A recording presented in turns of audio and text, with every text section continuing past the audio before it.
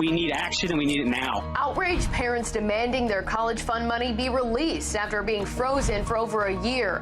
Who they want to replace the Maryland 529 board. City State's Attorney Ivan Bates presses for his gun sentencing bill in front of a Senate committee for the first time. Why one senator is showing support while others push back.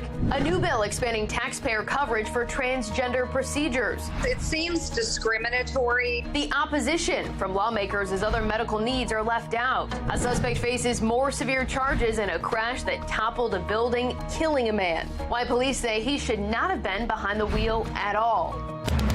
Live from WBFF in Baltimore, this is Fox 45 News at 10. Good evening, I'm Kai Jackson. And I'm Mackenzie Frost. Mary Bubala has the night off. The clock is ticking for Maryland lawmakers to tackle some of the biggest issues in the state with just 20 days left in the legislative session. From crime to education and health care, Fox 45 News is questioning what lawmakers are and are not moving on. Rebecca Pryor following the latest on a plan to turn the management of the state's embattled college savings plan over to the state treasurer's office. We'll hear from her at 10:15.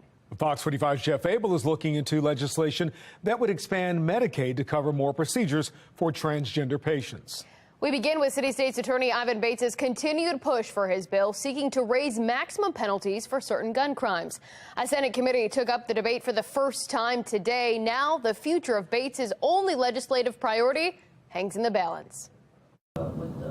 With 3.5 weeks left in session, the powerful Senate Judicial Proceedings Committee, if Senator McRae is here, you're up. Taking up Baltimore's town prosecutor's bill for the first time. The legislation seeking to raise the max penalty for illegal gun possession for people 21 years old and older from 3 years to 5, essentially closing a loophole where someone between 18 and 20 years old charged with the same crime faces a max penalty of 5 years. And because it's a misdemeanor, people only have to serve 25% of the sentence. A 3-year maximum penalty would only be 8 months potentially incarceration. I didn't take this bill very lightly. Sponsor Senator Roy McGrath from Baltimore City is going to bat for City State's Attorney Ivan Bates' priority. But at the end of the day, Mr. Chair, I think it's also important that we talk about accountability. And with a number of folks from our community that basically said, we want to make sure that we go on a course correction, and I think that that's what that election said. Telling lawmakers this legislation is what the people in Baltimore want. He also clearly communicated that he had one priority, and I'll repeat that again, Mr. Chair, one priority this legislative session.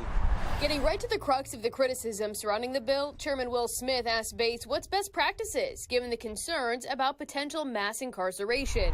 A lot of us have that initial allergy to this type of proposal. Because of books. I've gone to too many funerals. I've gone to too many and watched too many people and young boys and young men and young kids and young ladies who look like me and you that are dying and losing their life. But I also do it because I know I love these kids and I have to hold them accountable. Bates often notes some of the criticism of the plan come from academics and researchers and says 2 things can be done, but his plan, he says, could bring immediate results. Well, we have to do something. I don't really hear a lot coming from them in terms of what we need to do right now. I understand the wraparound services, and I agree with that. And I don't want to see mass incarceration, but we will see accountability. It's a couple things. Throughout the session so far, Bates' plan was heard one time in a House committee. I think about the citizens in Baltimore City. Despite lobbying with lawmakers, the legislation stalled for weeks. We need it.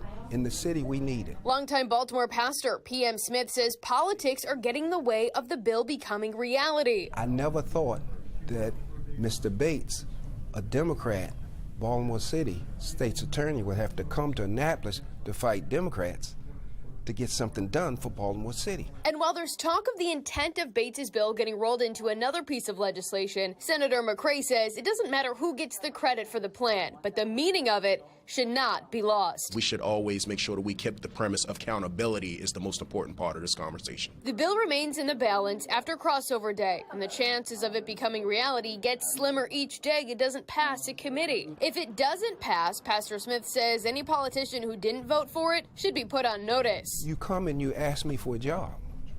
I give you a job, and then you support policies that are not beneficial to me and my family. You get fired. The committee did not vote on the legislation, and it's unclear when or if that will happen. That'll conclude the hearing for Senate Bill 889. You heard lawmakers voice their concerns about mass incarceration. Let's take a closer look at the numbers. According to Fox 45's research and reporting, there were 26,638 total crimes, but only about 12,000 arrests in 2022. That means more than half the people who committed crimes in the city last year were not arrested. And the total cuffed equates to just over 2% of the city's total population. Of the thousands of crimes, 578 were non-fatal shootings, with a clearance rate of about 23%. Only 132 city residents were arrested in those cases. Police data shows several of them were caught with illegal handguns. Supporters, including City State's Attorney Ivan Bates, say critics who point to mass incarceration as a reason to oppose his bill might not know the numbers. It doesn't really affect them or their community, so it's something to be in opposition of, just to be in opposition of. Mass felonies. That's the issue, not the fact that people are being incarcerated.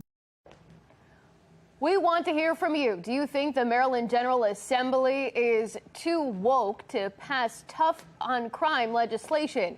This poll just opened. So far, 88% of voters say yes. Head to foxbaltimore.com/vote to weigh in. It appears the government will soon be funding more medical services for Maryland's transgender community. But that move has some lawmakers crying discrimination. Jeff Abel is live tonight with the latest turn of events. Jeff? Well, you know, the state's Medicaid program currently covers gender transitioning, but this new measure would expand that coverage to include some cosmetic procedures. And that has others on Medicaid shaking their heads. These treatments that are in here are being done on minors. At the State House in Annapolis, the proposal ignited a fierce fight. I call this bill the Jeffrey Dahmer bill. I'm talking about medically necessary treatment. At issue is the Trans Health Equity Act, a bill which expands government-funded coverage for transgender patients. The measure would allow Medicaid to cover puberty blockers and other cosmetic procedures to assist patients in their transitioning. This bill allows some of our most vulnerable Marylanders to be able to access medically necessary care. Currently, many trans people have to fundraise to meet the needs that this bill would cover. Using taxpayer money to change children through cross-sex hormones, puberty blockers, and eventually surgical procedures is just wrong, whether you're using taxpayer dollars or not. Delegate Kathy Shalega opposed the use of tax dollars being used for treatments like hair alterations, voice modifications, and face and neck alterations. For other low-income Marylanders, there are pages of services which Medicaid currently does not pay for, like dentures for adults, home birth services, or the treatment of many eating disorders. It seems discriminatory to utilize Medicaid money for cosmetic surgeries, fertility services that aren't offered to other people on Medicaid. This is not discriminatory. What this bill does is opening it up to a whole nother section of our public that is currently covered by Medicaid. Last year, proponents of the measure tried and failed to get it passed, but this weekend, both the House and Senate approved it. This is nothing less than insanity. Well, all that's left now is the governor's signature, who has indicated he does plan to sign it. We're live tonight. Jeff Abel, Fox 45 News. Fox 45 News is helping you to make your voice heard. If you want to reach out to your lawmakers to let them know what you'd like to see passed, scan the QR code on your screen. It will take you to our website, where we've put together a list of email addresses and phone numbers for state senators and delegates, including Senate President Bill Ferguson and House Speaker Adrian Jones. In a city in crisis, there's new information from a horrifying story that we reported to you earlier this month. Police have identified the remains of a body found in a container in northwest Baltimore. Fox 45's Maxine Stryker has more on the investigation. We stay pretty busy. From her shop along Garrison Boulevard, T-shirts, signs, and banners. T. Daniels can see a lot. It was around the corner. But it wasn't until earlier this month something out of the ordinary caught her eye. We were coming down the street and they had it taped off and we just didn't know what was going on. It was March 7th when police discovered human remains in a container along Liberty Heights Avenue. You just never know what's going on around you. Today, those remains identified by police as 75-year-old Versi Spell. Oh my gracious. I mean, what would have precipitated that? It's really sad to hear that it was somebody who was older and vulnerable in the community and was taken advantage of. Spell went missing last October. Her sister said she suffered from lupus and polio and used a cane to walk. Her cane was in the hallway, in the foyer, in a chair. So she have no stuff to walk with. They found her keys in the basement, and my niece found her glasses outside on the grass near the steps. They had a feeling something wasn't right after they found her home broken into, but still, they kept the faith. I have hope. I'm hoping the Lord will bring her home safe. But if not, just bring her home no matter what state she's in so we can have closure.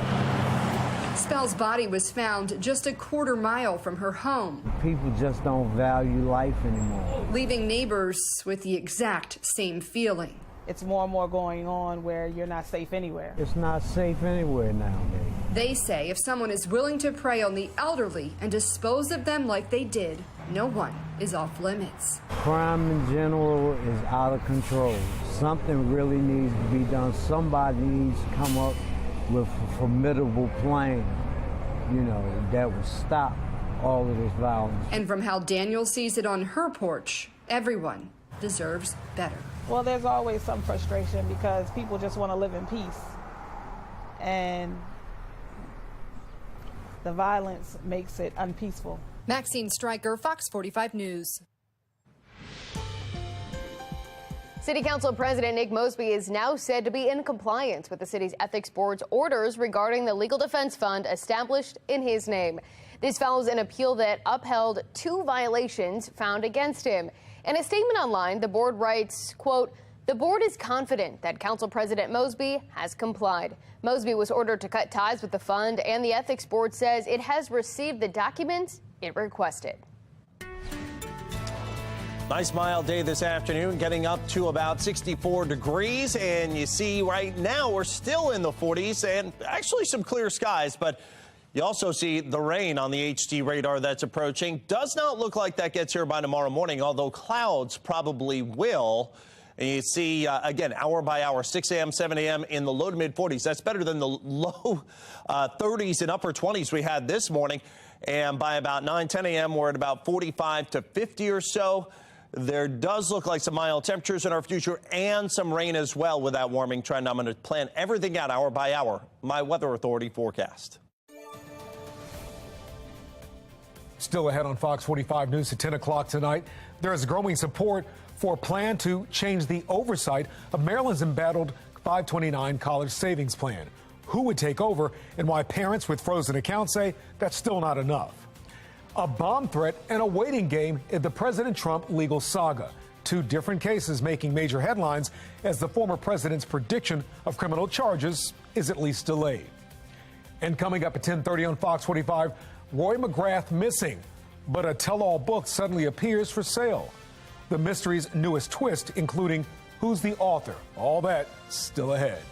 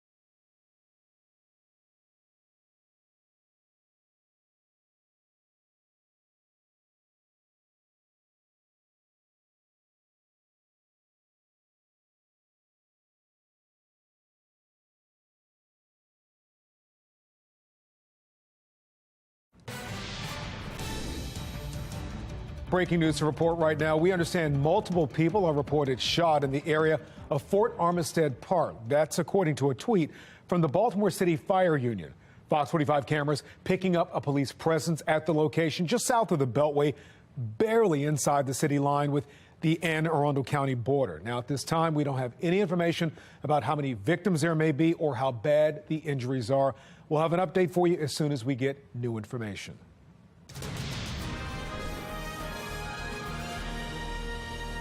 A major change in management could be coming for the state's embattled college savings plan. Tonight, legislative leaders continue to discuss a bill that would transfer the power of the trust to the state treasurer's office. Yeah, it is a move Maryland 529 account holders support. However, Fox 45's Rebecca Pryor reports they say it's still not exactly the solution that they were hoping for. Not quite happy yet, right, Rebecca? Not quite happy yet. That's right, Kai. During today's hearing, parents had said that shifting Maryland 529 to the state treasurer's office, that it will help account holders moving forward. But these parents, they still desperately want to be paid back money some are claiming Maryland 529 stole from them. Only you can fix it. After a year of seeing red, Maryland 529 account holders became a sea of red in Annapolis. The trust has been allowed to operate for far too long with no oversight, zero accountability, and a blind eye to fiduciary responsibility. On Tuesday, dozens of parents packing into the House Appropriations Committee room for a public hearing on House Bill 1290. The bill would move management of the state's embattled college trust from an independent board to the state treasurer's office, a move newly elected Treasurer Derek Davis welcomes with open arms. I have full confidence in my team that they will be able to do the job. Parents are also pushing for the change in leadership, but say the bill still needs to be taken a step further. My younger two children have lost $75,000 removed by retroactive earnings rate changes to our contracts. So let's fix it. Kirk Litton is just one of hundreds of families saying money is missing from their child's college funds. It all started last summer when Maryland 529 claimed account balances were falsely inflated by an interest calculation error. They've since come up with a new calculation, one that's slashed savings and left families scrambling to find ways to pay for tuition. Stop the manual recalculations. They are further cementing the problem that needs to be undone. Claiming none of the numbers are adding up, parents are now proposing 10 amendments be made to House Bill 1290. Among their top priorities, a guarantee they'll be paid back in full and the establishment of a damage claims process for those who racked up debt as a result of the agency's math mistake. Adopting these amendments will go a long way toward rectifying the egregious contract violations that have done so much harm to hardworking parents. Lawmakers agreeing more needs to be done. There's obviously a problem with the agency. We're committed to getting this bill right. I'm going to give you my word publicly that I'm going to do everything we can to fix this. But only time will tell if any of these amendments make the cut, with the end to this year's legislative session now less than 3 weeks away. And if the bill is passed, the treasurer's office could take control of Maryland 529 as early as June 1st. Reporting live in Baltimore City, Rebecca Pryor, Fox 45 News. The search for Roy McGrath continues as a mysterious tell-all book about him is set to be released tomorrow. Coming up at 10:30, Fox 45 News looks into who wrote it. What does a possible indictment do to Donald Trump's chances of taking back the White House in 2024? I'm Scott Thuman in Washington with a look coming up. And we're tracking the next weather maker on our future scan. Looks like mild temperatures in the 60s after a cool start in the 30s and 40s tomorrow morning. But here we go as we work our way through the day on Wednesday. The clouds hang tough. And by early Thursday, look at all that rain that begins to come through. But it's going to come with milder temperatures, too. I'll let you know we could have highs in the 70s in my Weather Authority forecast.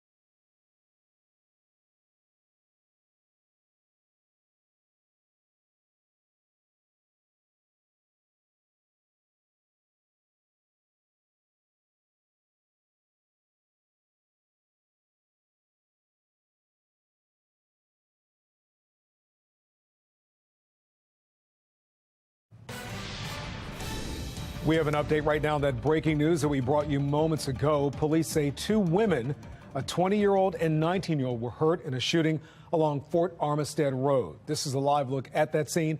The victims' conditions are not clear at this time. Anyone with information should call Baltimore City Police. Taking a look right now at the Fox box on the top left, climate activist Greta Thunberg is receiving an honorary doctorate from the University of Helsinki. Thunberg has completed 9th grade and says she's taking a sabbatical while deciding which university to attend. Top right, Republican Senator Josh Hawley of Missouri plans to introduce a bill revoking China's most favored nation trade status with the United States. The text of the bill, first obtained by Politico, says that it would also allow products from China to face higher tariffs. On the bottom left, the United States is expediting its deliveries of Abrams M1 tanks to Ukraine. Now, the Pentagon announced that it will send refurbished models that can be ready for action faster, but Ukraine soldiers still need to be trained on them. Bottom right, a bomb threat was called into a New York City courthouse shortly before a judge was set to hear a $250 million lawsuit against former President Donald Trump. A court spokesperson confirmed the threat to Bloomberg, saying it was determined to be unfounded. This is all happening as former President Trump told the world he would be arrested today in a criminal probe. It appears instead the grand jury looking into potential wrongdoing by Trump is scheduled to hear from an additional witness on Wednesday. In the meantime, Sinclair's chief political correspondent Scott Thuman reports many are weighing in on what this may mean for Trump politically. Security preparations surrounding a possible arrest of Donald Trump now extending to Washington, D.C. And the focus is, too, as lawmakers on the right continue to insist it would be a dangerous move by the district attorney to charge Trump. Yeah, it's going to blow up our country, and this is a bunch of BS. Donald Trump will be the only person in the history of New York prosecuted under this theory. They allege left-leaning politics are at play in determining if Trump illegally paid hush money to cover an affair. With a local DA playing in presidential politics, if that starts right there, don't you think it'll happen across the country? The DA's office pushing back, stating in every prosecution we follow the law without fear or favor to uncover the truth. Meanwhile, many are waiting to see if this will impact Trump's 2024 chances. Potentially, Trump's biggest primary opponent, Governor Ron DeSantis, took a swipe at him on Monday. I don't know what goes into paying hush money to a porn star to secure silence over some type of alleged affair. I can't speak to that. But what could be damaging issues like January 6th, taking top-secret documents from the White House, or allegedly pressuring elections officials to overturn the 2020 results. Long-term NBC polling shows the former president's support remains strong among Republicans, that the bottom line is public opinion on Trump has barely budged, no matter the controversy he's facing. Maybe that speaks more of the man, that he's never been held accountable, and it's something like this that maybe finally catches up to him. Here on the Hill, they appear to be holding off for now. So far, only 8 House Republicans have endorsed Trump in his 2024 bid, and many could be watching to see how these legal cases play out before picking a candidate. On Capitol Hill, I'm Scott Thuman. We'd like you to join the national conversation. Do you think Donald Trump will be arrested like he said he would be? You can weigh in right now. Take out your cell phone and point it at the QR code on your screen, and that will take you to the question.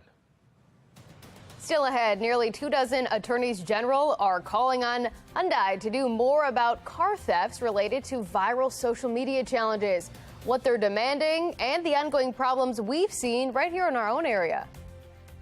A mother pulls her daughter from a Texas public charter school after she says a teacher asked students to pose as seducing hookers. What she says happened and how the school is responding.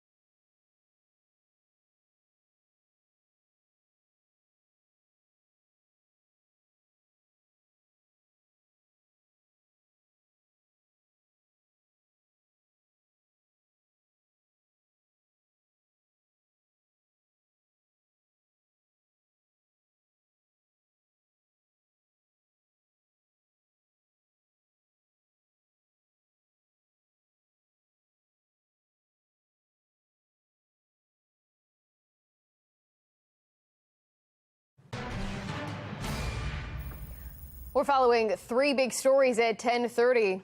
Parents in Texas are sounding the alarm over a role play game they say a 7th grade teacher asked students to play. Why, they say, it's normalizing prostitution. New, more serious charges filed in last month's deadly car chase and crash. Why police say the driver should not have been behind the wheel in the first place. There's a new twist in the ongoing mystery of former Governor Larry Hogan's former chief of staff. A tell-all book is being published on Amazon tomorrow.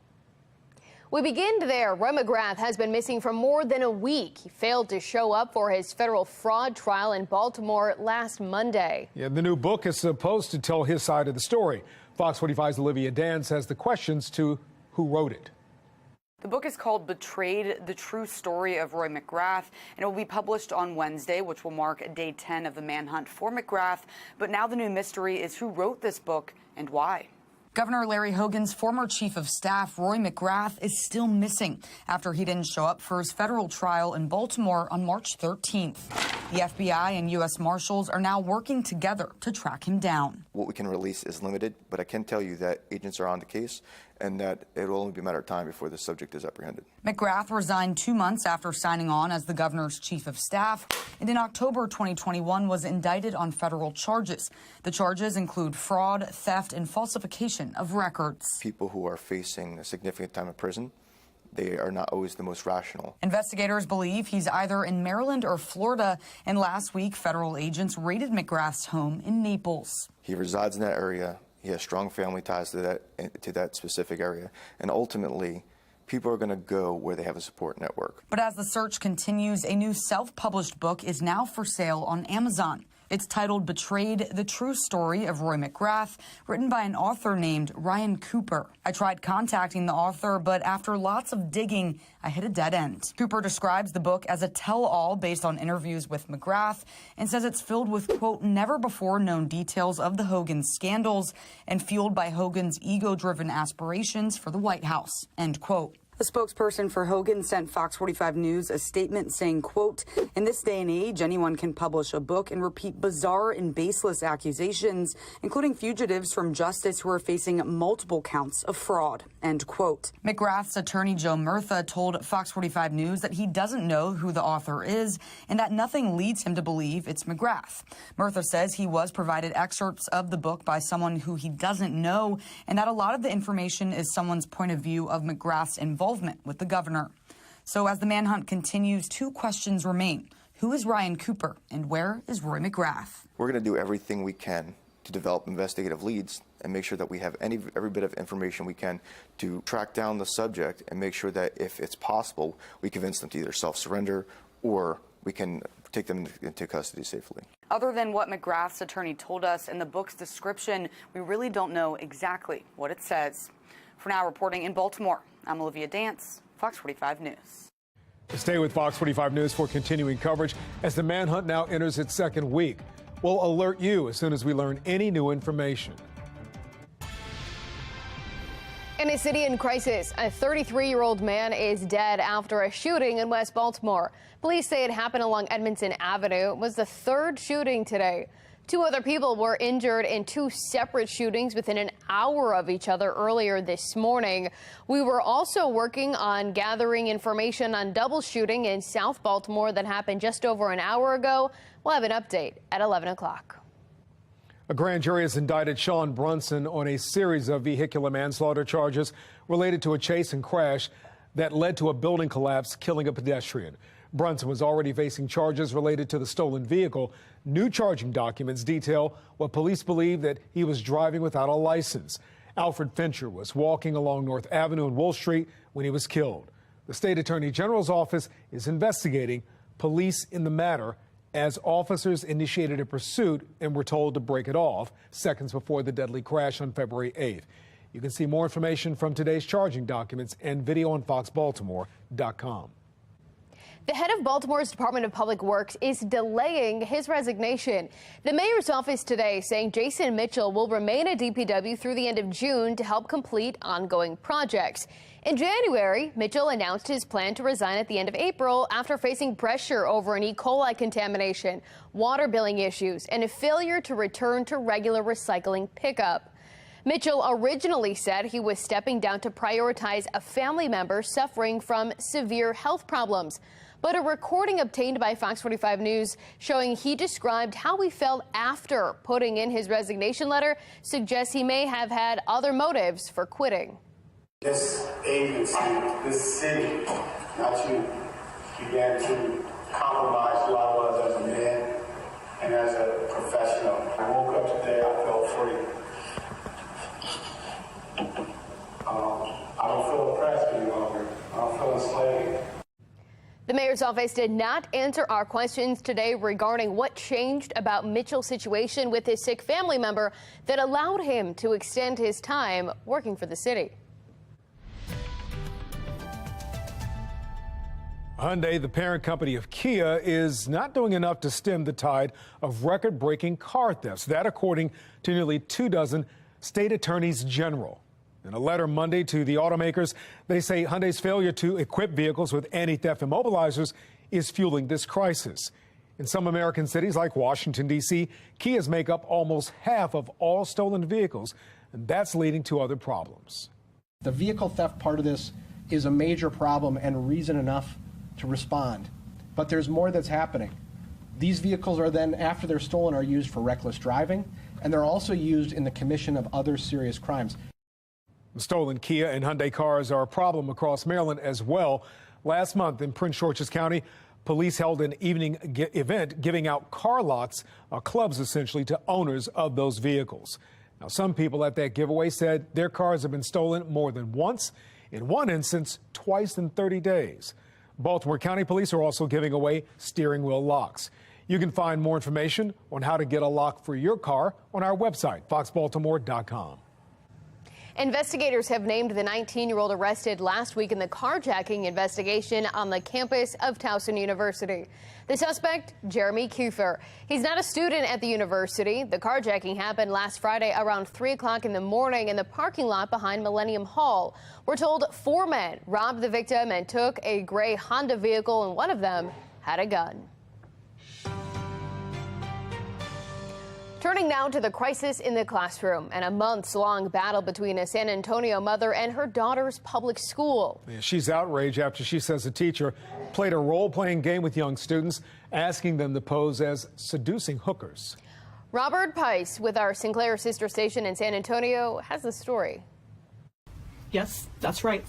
A game was taught in a school in San Antonio that normalized prostitution. Laura Marie Gruber using TikTok to explain the role-playing game her daughter's 7th grade teacher had students play here at Kip Poder Academy. She told me, I was like, shocked. The name of the game, just 3 words. The game is called Bear Hunter Hooker. Bear Hunter Hooker. Kind of like an adult version of rock, paper, scissors. But instead of role-playing a rock, a paper, or a pair of scissors, teachers had these 12 to 13-year-old students play seducing hookers. The hunter points the gun at the hooker, but the hooker seduces the hunter, and she wins. I consider it sexual harassment en masse of about 60 students. The school admits the game was played and was not appropriate for students. Any activities with actions or words like hooker or seduce should never have a place in our schools. Said so in a letter sent home to parents. 5.5 months after the event happened. This is a letter that I was hoping would have been sent out right away, but it wasn't. Instead, Gruber says she went through 4 levels of KIPP administrators demanding action. The way they handled it was like, oh, this is just, another complaining parent. All of these levels denied that sexualization actually happened through this game. The CEO of Texas KIPP schools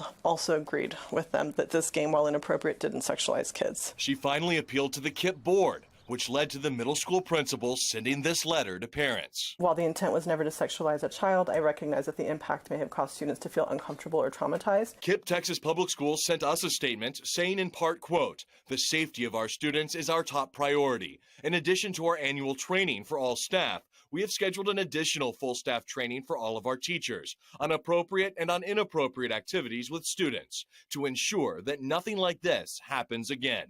We take responsibility for any impact this may have had on our students or families." I'm Robert Price reporting.